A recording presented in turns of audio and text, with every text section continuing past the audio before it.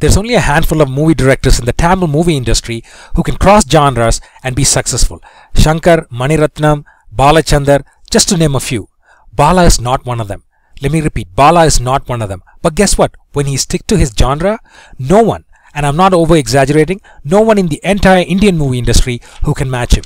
He is a master in depicting the pain and suffering of the underdog.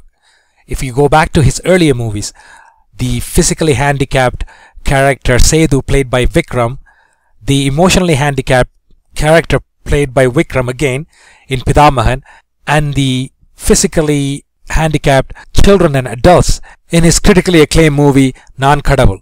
He can take a story from the bottom of the social and economic food chain, bring it to the mainstream, and make us all wonder, what have we done to these people?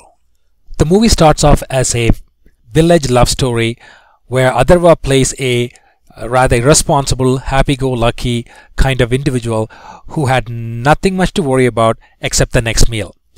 I admit that the first little while of the movie was rather sluggish, slow-paced, but there were some supporting characters who made up for the lack of momentum. For example, there was this elderly Achi and a Tata who I felt was funny and interesting. Just when people are starting to wonder what's going on, the movie changes course. The movie changes course when a cunning estate manager comes into the picture. He promises good fortune to the people of the village. He was basically drawing them into a very dangerous trap. This is when the key plot opened.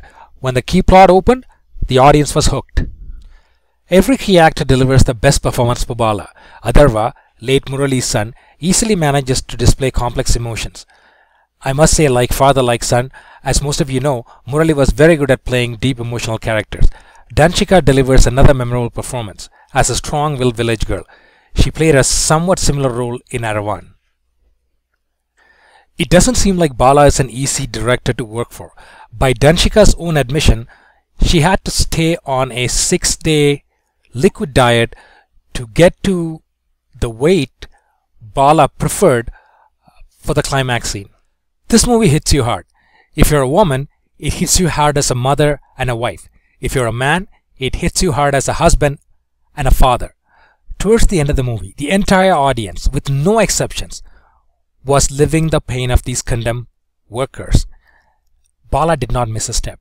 Not this time. He came back from the failure of Avanivan and proved once again that there are certain things only Bala can do.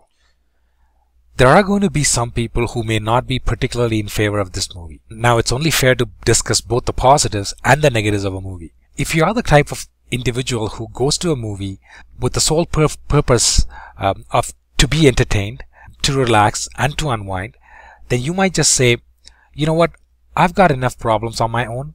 I'm going to sit out this movie.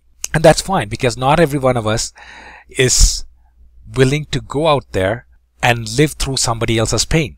Now, this is going to take away some viewers from the theaters, and it's definitely going to have an impact on the pocketbooks of the distributors who have invested heavily in this movie. The movie is actually based on a Malayalam novel called Eriyum Thanal. Now, this novel was based on real events which transpired in a place called Munnar. Munnar stands for Moondru Aarugal, 3 rivers, and hence Munnar. It happened during the British rule of South India. And for the folks who are wondering where Munnar is, from the looks of it, and if you go to the Madurai train station and go westbound, there's direct connection up until Theni, and soon after Theni, there's the Tamil Nadu-Kerala border, and then Munnar is located slightly to the west of Tamil Nadu-Kerala border.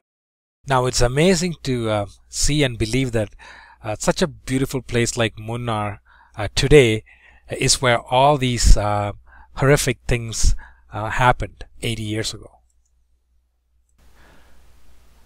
திராவிட மண்ணில் நடந்த கதையை, திராவிடர்களுக்கு நடந்த உண்மை கதையை, மண்ணின் வாசனை சற்று மாறாமல் தமிழ் ரசிகர்களுக்கு, ஏன் இந்த உலகத்திற்கே மெருகூட்டி எடுத்துக்கூறிய பேச்சியம்மாளின் புதல்வனான பாலா என்று அழைக்கப்படும் பாலா பழனிச்சாமிக்கு யதார்த்தத்தை ரசிக்கும் தமிழ் ரசிகர்கள் ஒவ்வொருவரும் நன்றி கூறித்தான் ஆக வேண்டும்.